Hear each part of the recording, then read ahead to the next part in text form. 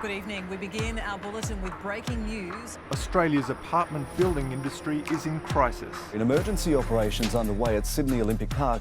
For decades, it's been harbouring a dirty secret. Due to fears that a 30-storey apartment building, a litany of construction defects. Tonight, a 30-storey building evacuated. Over fears an apartment block could collapse.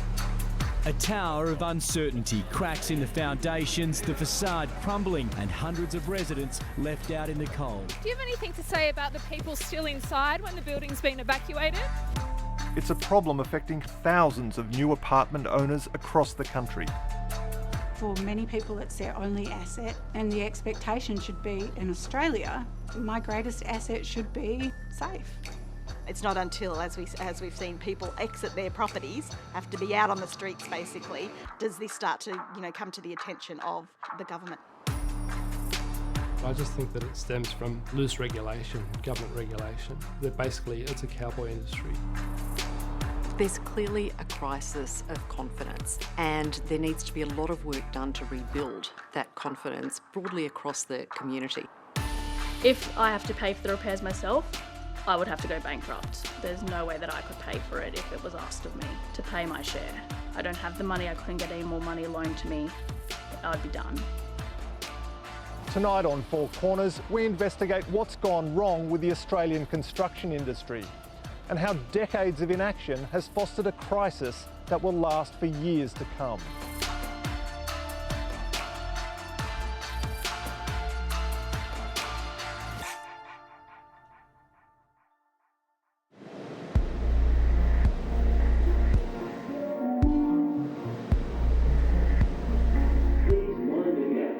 On Friday, June 14, Rosalind Lean took an early train home from her job in the Sydney CBD after a disturbing call from her son. I was at work. It was about 4:30, 4:45 in the afternoon. Isaac had the day off work. He rang me and said, "I don't want to alarm you, Mum, but I think something's going on here. There's a lot of workers in the car park basement." This station is The Leans lived in a 10-storey apartment complex built above the station, Mascot Towers. Days earlier, cracks had been detected in the car park. Engineers were called in, and they discovered the building was moving.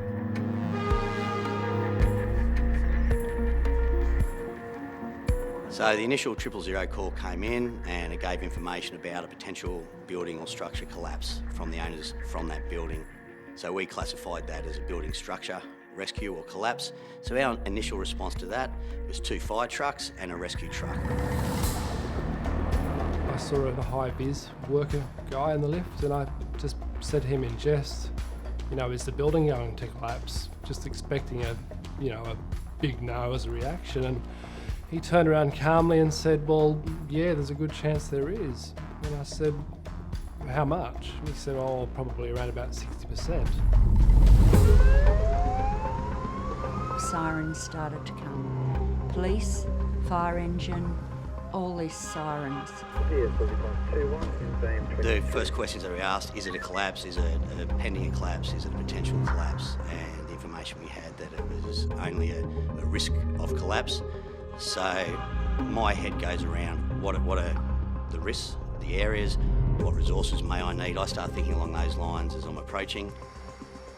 I went downstairs, a fireman came up to me and said, "If I was you, I'd be packing your bags." Ready to go?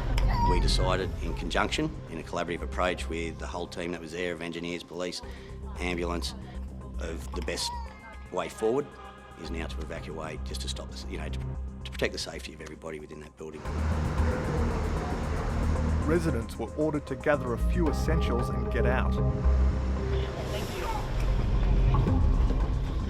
The building manager said everyone has to be out by 9 p.m. I think at that time when we found out it was probably 7 o'clock. So we had 2 hours to pack everything and arrange accommodation and get our cars out and all sorts of things. So it was chaos. The police, they were closing off the street. It was just get out, basically, get out. And you're in shock And I think when you get out, you're starting to think, did that really happen?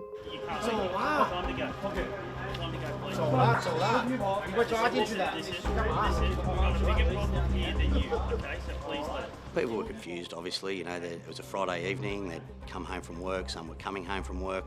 So obviously a lot of stuff happening around their place that they need to get information for. And we did our best to try and actually keep, you know, a level of, you know, obviously calm and work through like we would at every incident. But yeah, you know, obviously very emotional and confusing time. The drama at Mascot Towers has become symbolic of the crisis that has engulfed Australia's apartment industry. Oh, this is a pivotal time. There's certainly a crisis of confidence in the broader community. There's concern amongst industry. There's concern amongst organisations like ours at Engineers Australia. So this is a pivotal time to take action and to fix it.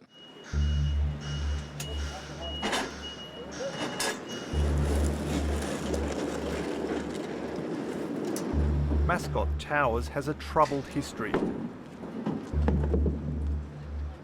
Craig Young was one of the first to buy in. So Craig, which one was yours? My apartment was the first balcony you'll see just above this podium level here. I first bought into here in 2009. At the time it was one of the few places around here. I think it was only the second apartment block in this area, and it was convenient, close to the train station and close to work for me, which is not far away, so it worked out well. Within a few years, defects started appearing. At the beginning we had minor defect problems, hot water, small things like that, not major.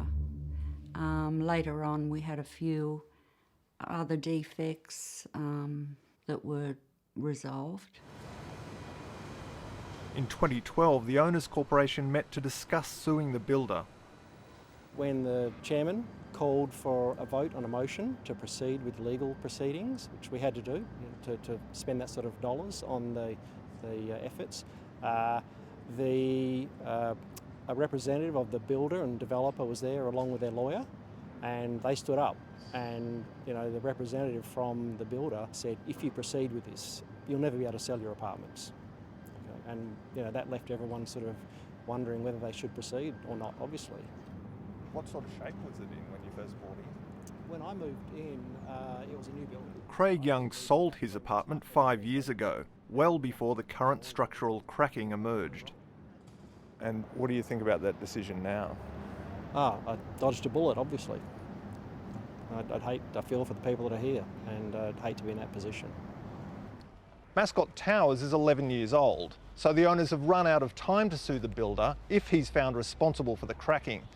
Depending on the state or territory, apartment owners only have between 5 and 10 years to sue for major structural defects.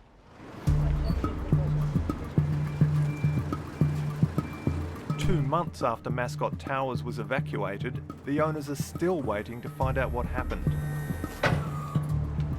From what we understand so far, it's not really owners' fault. Their building's in the situation it is. It's major cracking. We've got experts all over the place at the moment. So until we get all that back, we really don't know what's happened, where it's happened, and potentially whose fault it is. And I'm embarrassed, and frankly, that the industry has allowed a product like Mascot Towers to turn up on the marketplace. But you know, on Friday, at a New South Wales parliamentary inquiry, the newly installed State Building Commissioner David Chandler made it clear who he thinks is responsible for the problems. My personal observation of the engineering design is that it's poor. And I've built a lot of buildings. And I have to say, when I walked across that job yesterday, I don't think I've seen many buildings as poorly built as that, okay? There's a builder there that was operating that really shouldn't have been in the space doing it. They didn't have the capability. They certainly didn't know how to read a construction drawing, but perhaps the drawings in the first place were flawed.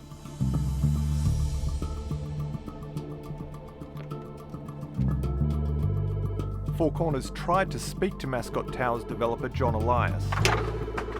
Oh, hello. Mr. Elias? I don't think he wants to talk to us.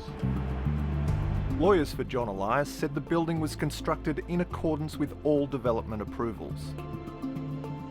We're just moving from location to location and we don't know when we can move back home. That must be intensely frustrating.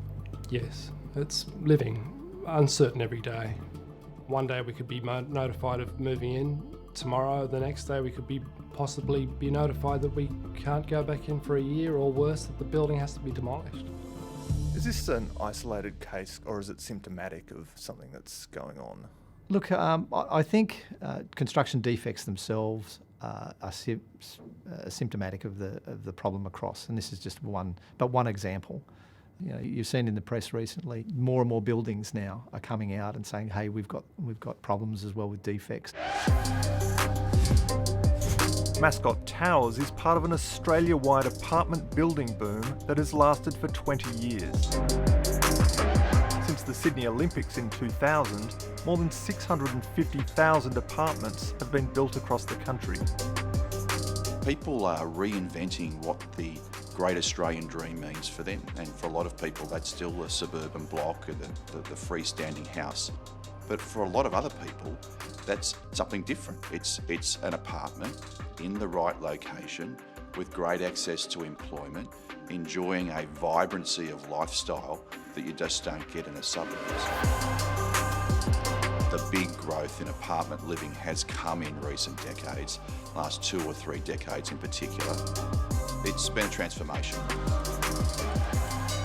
But the boom has come with a hidden cost. And how common would you say defects are across buildings in Australia? Very common. It's very common. We've got a real problem here. It's systemic and it's infecting lots of buildings across the landscape in all parts of the country. It's very clear and it's very prominent, and we've got a serious problem here.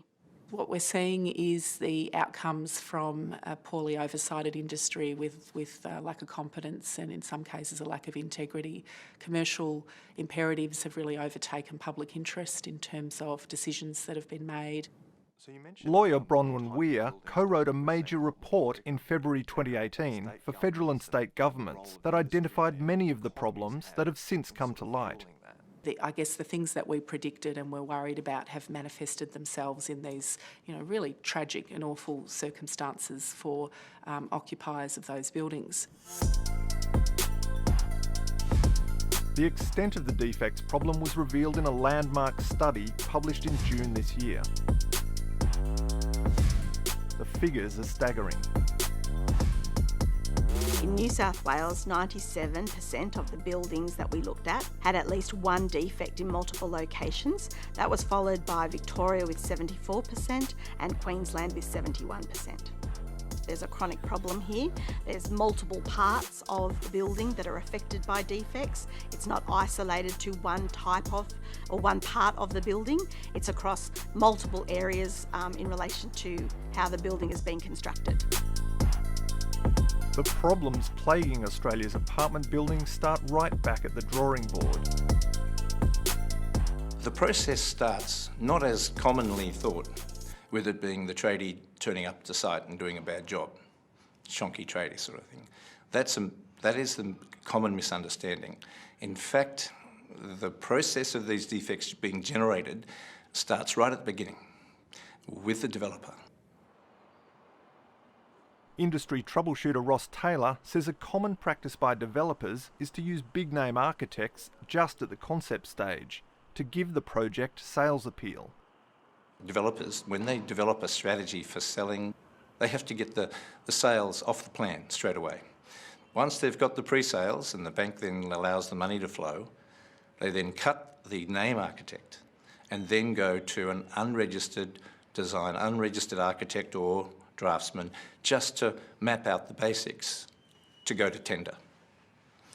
That's the start of the defects. In the industry, it's known as the design and construct model, and it's at the core of the defects issue. The builder, who has no training in design, by the way, now takes responsibility for the design done to date and completing the last half of the detail. Now, he's doing that on a tight budget, and so what frequently happens is he gets the subcontractor to finish the designs the way they see fit. The subcontractor doesn't have time to complete that design, and so he gets his tradies that turn up on the job to finish the design off on the go. That's the design and construct model that's operating in most of these high-rise buildings and is at the heart of the problems that we see today. The 120-unit Elara complex in the Canberra suburb of Bruce began with excellent credentials. The developer in this case had hired one of the best names in architecture in Australia. In fact, the architects that had designed Parliament House in Canberra. It doesn't get better than that. The award-winning architects were replaced before construction started. The problems at Elara began within a couple of years of its completion in 2007. The initial thing was, I guess my daughter who was living here was saying, "Oh, Dad, we've got some leaks in the balcony, or the car park's full of water." That was the initial thing, so I then made inquiries to the strata manager about what was happening, and then the full detail was revealed about the number of issues that we had here. We've then got occupancy certificates and people have started moving in. People have lived here for years now, and it's, I don't want to say it's falling apart because it's not, but it's got a lot of issues. And how much worse does it make it, given that it was, your first home? It's shattering. Like, this is what I say for all young people are encouraged, save up and buy your first home, because then you're set for life, everything's good at that point, but it's not when you move into this. So Ross, this is the place? Yes, typical type of design, 3 stories high, concrete frame structure. The owners called in defects expert Ross Taylor. The most apparent waterproofing issues of water through balconies and into basements and garages. It then had substantial cracking on the facades, render and brickwork of the facades, which is apparent to anybody walking around the place or buying. Then there were fire regulation issues, and there were structural adequacy issues that had to be addressed. Here is what's called a construction joint or an expansion joint over the top of the garage, which leaks anytime it rains.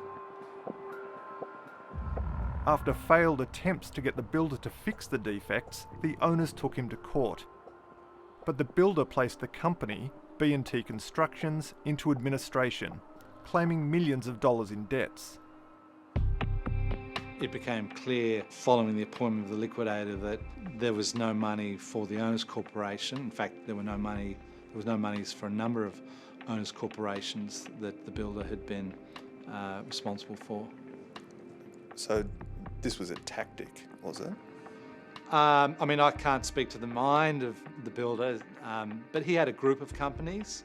There were intercompany loans between those companies, and certainly I would expect that the intention of having a group of companies was to protect his assets and ensure that it was difficult to get at any monies that were around.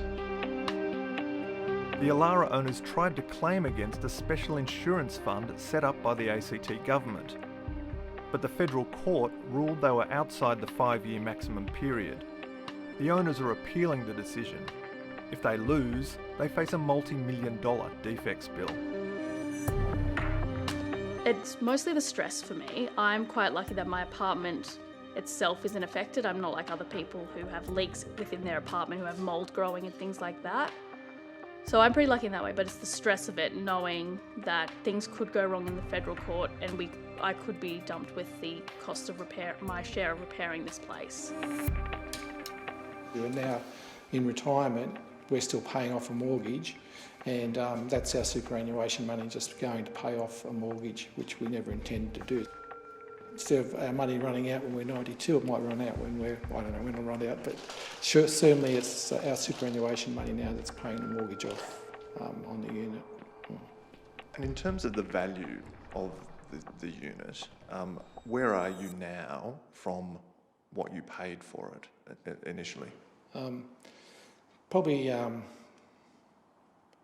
minus 50 or 60,000. Elara's builder and developer Ivan Bullam has a history with ACT regulators. In 2015, one of his companies was fined $10,000 over defects at a separate development. Ivan Bullen might have walked away from Elara, but that hasn't stopped him developing new projects. This is one of his company's latest ventures, selling high-end apartments off the plan in central Canberra. Four Corners approached Bullen Group for an interview, but didn't get a response.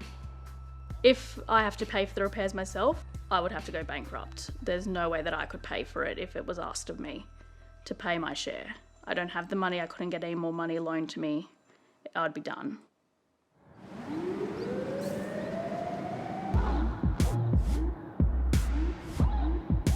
Of all the defect problems, water issues are by far the most common. They affect people directly, they affect them every day. They cause a significant amount of damage over and above the defect itself, and so they're very expensive to fix. So yeah, this is the apartment. Oh wow, it's been gutted. How does it feel seeing it like this? Just, I'm not sure. Bronwyn Kosh bought her inner Melbourne apartment as an investment 2 years ago. It's the first time she's been back since rectification work began after serious water damage. Basically, before this, the apartment was full of mould. So this is the bedroom here, and this was like a walk through and wardrobes on either side. The bathroom, so the mould was basically all through the wardrobes. The mould covered the whole of the roof, down the side of the walls, and spread over to the other side as well. So it was all over the roof as well. And it was black mould as well. So it basically rendered the apartment unlivable. The problem started weeks after she bought the place, shortly after her first tenants moved in. Every time they had a shower, the bathroom would flood because the floor wasn't falling the right way. We've had irrigation out the front that flooded my whole courtyard. Then the last flood, which is what caused kind of like a bomb, was the tenants come home and found the carpet completely saturated. It looked as if water had been running down the walls, or it came from somewhere around here. So, yeah, it was quite devastating. Pretty much got to start from scratch. Pretty much, as you can see, yeah. The builder accused her tenants of sabotaging the apartment so they could break the lease. That's what got me angry. Yeah, it was, how dare you blame my tenant when clearly it's your fault. Yeah, it's your shonky workmanship. Bronwyn Kosh was forced to sue her builder because he didn't have insurance covering her for defects or unfinished work. In Australia, builders don't need the insurance if the building is over 3 stories high. So, of course, this apartment is more than 3 stories high. My builder doesn't have builder's warranty insurance. So I've got nothing to come back on, except the builder himself. How surprised were you to learn that? Horrified, absolutely horrified, because it's not known. If people are not prepared for that kind of financial burden, they can find it really devastating. And I see it with almost all of my clients coming to me and asking, well, what do we do now? And unfortunately, they all have to spend more money on more expert reports, more legal fees, before they can even get the builder in a room to start talking about what they might cover. And generally, they're always somewhat out of pocket, even if they do recover part of it from the builder. Yeah, I've just got no words. Like, I never expected this at all. And I never expected to not have support or backup from, you know, the government departments and things like that. And, you know, where builders or whoever can just wipe their hands and go, not my problem, and I'm left standing with, you know, something that completely wasn't my fault. Listen to him, listen to him! The other major defect issue is fire protection. In June 2017, the world woke up to the dangers of inadequate fire prevention in high-rise towers. The Grenfell disaster in London killed 72 people. The fire spread due to flammable cladding.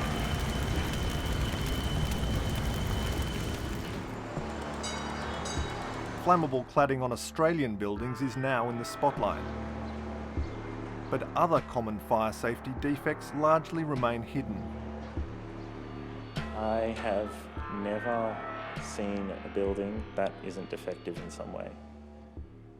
Yeah, and I mean, I know it's my job, but even just walking around in public, I notice these things. I've never seen a building that isn't defective. Forensic engineer Jonathan Dooler sees firsthand the consequences of cost-cutting and poor design. So this building, the apartment doors aren't actually fire doors. They're just solid core doors, and they did that to save on cost. Fire doors are quite expensive at about $1.5 to install. These ones are a couple $100. So what does that mean for the fire safety of the doors? It means that you're only going to get a maximum rating of about half an hour that the door can resist fire, but that's not guaranteed. He's taking us through a Melbourne apartment block with serious problems, including fire stairs that, in an emergency, could put lives at risk. So in a fire, there'll be a lot of smoke in the hallways, people won't be able to see, emergency lights will come on, but that won't make a difference. Then they'll get to the doors, then they'll come into the stair, and they might be faced with 750 people trying to get out at the same time. As you can see, there's no space to fit that amount of people. What's the primary motivation for the builder of doing what's happened here?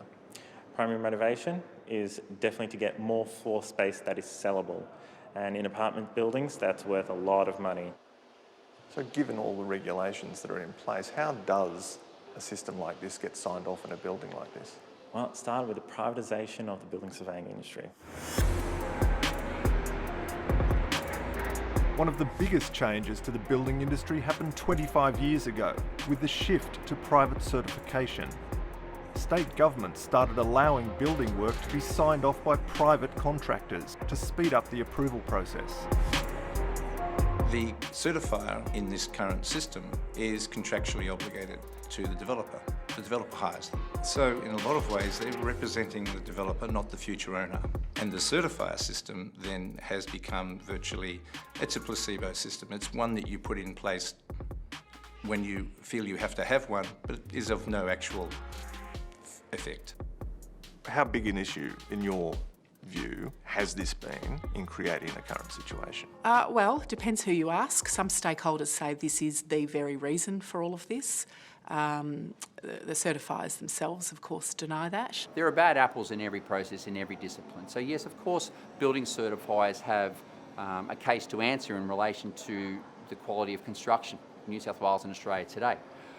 In terms of the proportion of responsibility or proportion of blame that the certifiers are receiving is very damaging to our brand, very damaging to our discipline, and blatantly, completely incorrect and inappropriate. So what we've got in here is typical with an apartment building under construction where we've got all the fire-rated walls that separate all the apartments. David Blackett has been a building certifier in New South Wales for 25 years. He says the problem is not the certifiers, it's the system. So often there is a perception that the certifier is like the policeman on site. Is that accurate? And if not, why not? No, absolutely not. The frequency of site attendance is governed by legislation. Now, if we stick to minimum legislative requirements, we are on site 5% of the construction program, all right, if that. We're here for absolute milestone inspections only, so to suggest that we are policing the project couldn't be any further inaccurate. The certifiers under New South Wales legislation... The law says certifiers are only required to check a fraction of these important safety devices called fire dampers, designed to prevent fire spreading through a building. In a building of this size, what are we, 5-6 levels, there could literally be hundreds and hundreds of fire dampers penetrating the walls. So... And you're only required to check one per floor. One per floor. That seems crazy. If I have 300, I check one, 299 escape our look. So Sean, what we're looking at here is an apartment bathroom, an ensuite. The same applies to the waterproofing of bathrooms. We're required to look at, certifies in New South Wales, we're required to look at 10% only per floor. 100 bathrooms, 10 bathrooms only we're required to look at. So when we come out, we're looking at a membrane on a floor. We have no knowledge of how many coats have gone down, we've got no knowledge of how it was installed, and we've certainly got no knowledge of what happens to that floor after we walk away from the site. Certifiers approve most construction work by relying on tradespeople and engineers saying they've done the job properly. None of that paperwork carries any legal recognition. They're not legal documents. In some instances, they could be written on a beer coaster because they carry no recognition in the statutory process. The only one document that carries the legal recognition is our occupation certificate. If something was to fail or go wrong down the track, it's the occupation certificate that's brought to the table. And it's the issuance or the author of the occupation certificate who is in the firing line. And that's you. And that's me.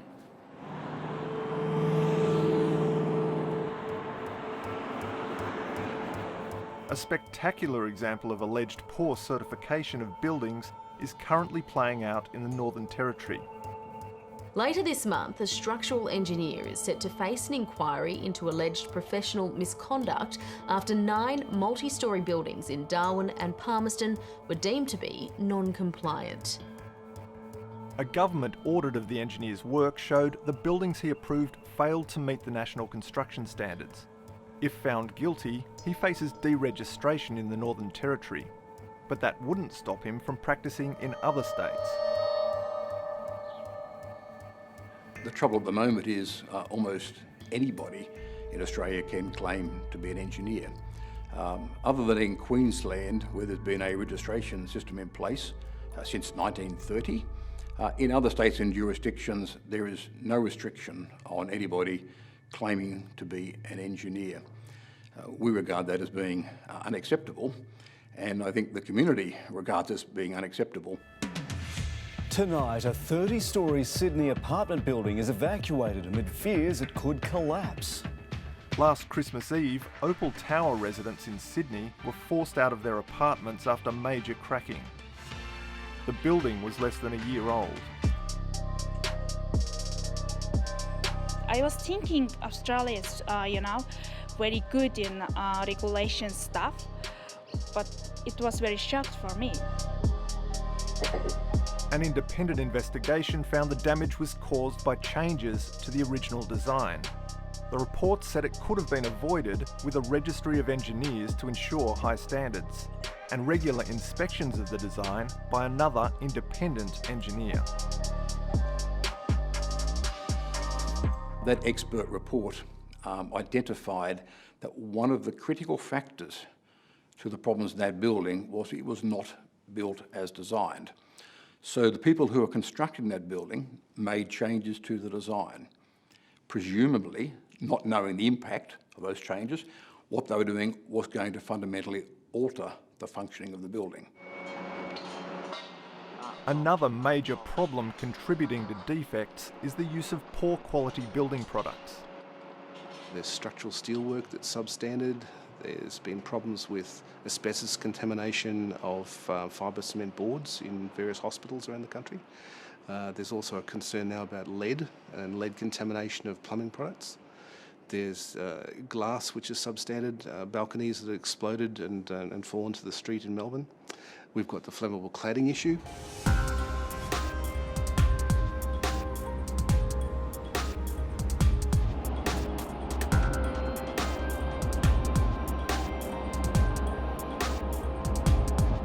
It's a Tuesday morning and inspectors from the Queensland Building and Construction Commission, or QBCC, are heading to a Brisbane building site.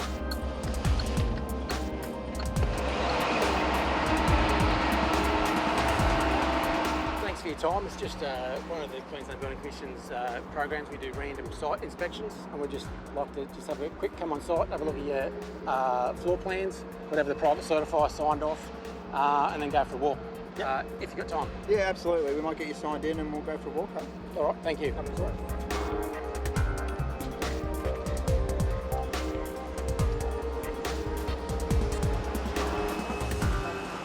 The QBCC has broad powers to police building sites. One of its key roles is to crack down on a major issue in the industry: dangerous products. This site gets the all clear. One of the key reasons that the Queensland Parliament gave us this power is to make sure that if you are bringing a product into Queensland and then putting it on a building site, that it is safe, that it meets the requisite standards, and that people can have confidence in the built environment in Queensland.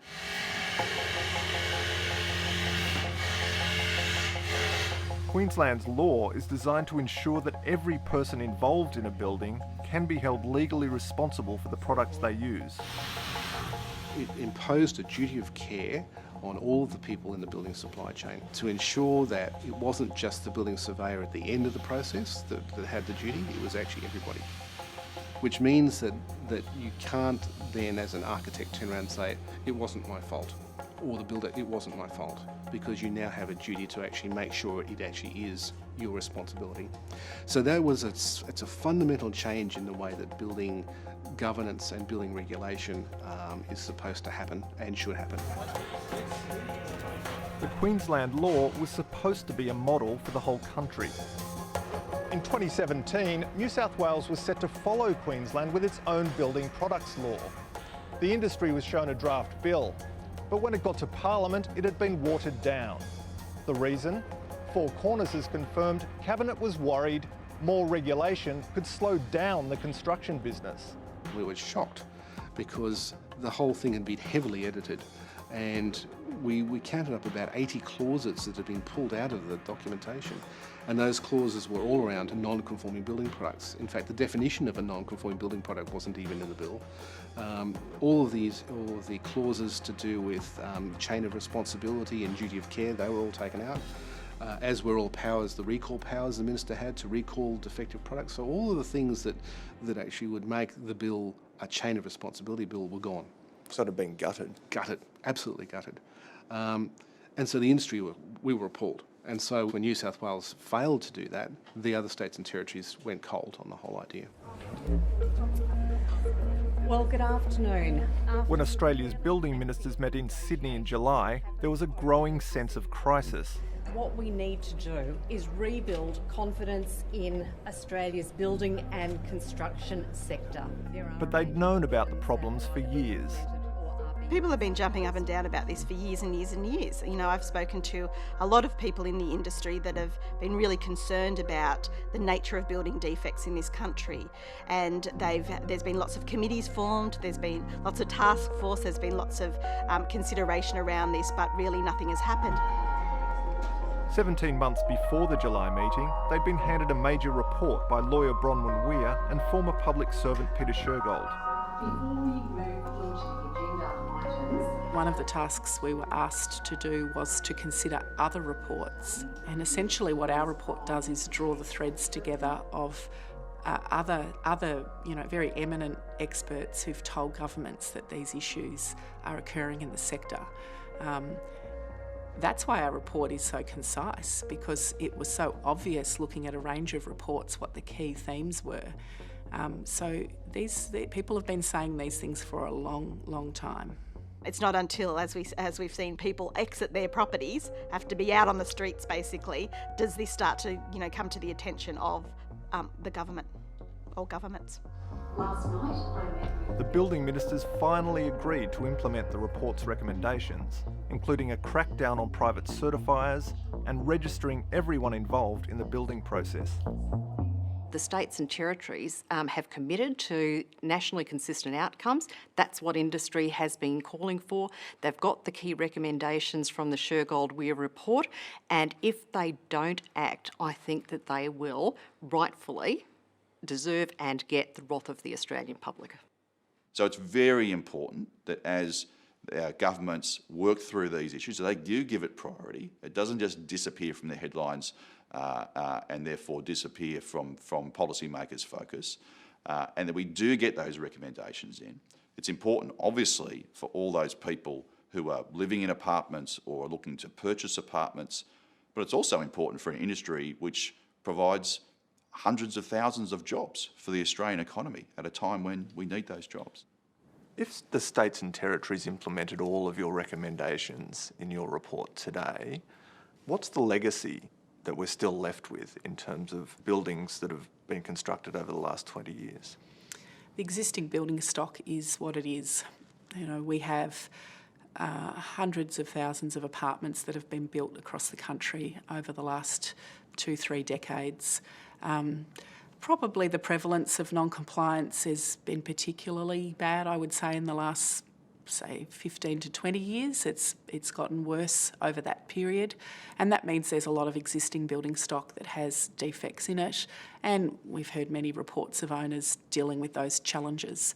That can't be fixed by reforms in our, responding to our recommendations. Would you buy a new apartment today? I wouldn't buy a newly built apartment, no. I'd be, if I was going to be investing in an apartment, I'd buy an older one. The drama of Mascot Towers has forced governments to act on the national defects issue. But that's little comfort for residents. We received an email on a Monday night saying that our building was moving in a downward motion and it would be better if we moved all of our furniture out. It conjured up images of the building sinking. Rosalind Lean is living in a serviced apartment partly paid for by the New South Wales government. She's allowed into the building on restricted days to water her plants. This week, owners expect an engineer's report to reveal what's wrong with the building. My worst fear would be that if we can't move back at all or we're out for much longer, what are we going to do financially? I don't know how this is going to go. That's my worst fear, not knowing how long we'll be out of our apartment and the financial situation it's going to put on all of us. So that's my worst fear.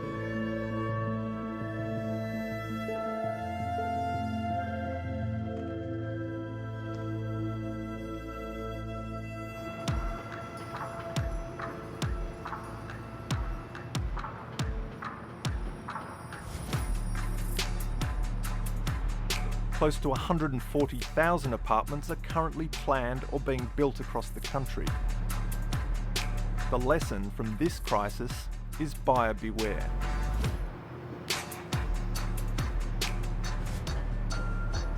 For me personally, I would not buy a brand new apartment ever again. I think for me, this has done the damage for me. I don't want to go through this again.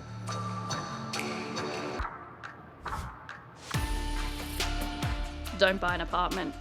I just can't say. You don't know what you're walking into anymore with this going on everywhere. You're really rolling the dice now.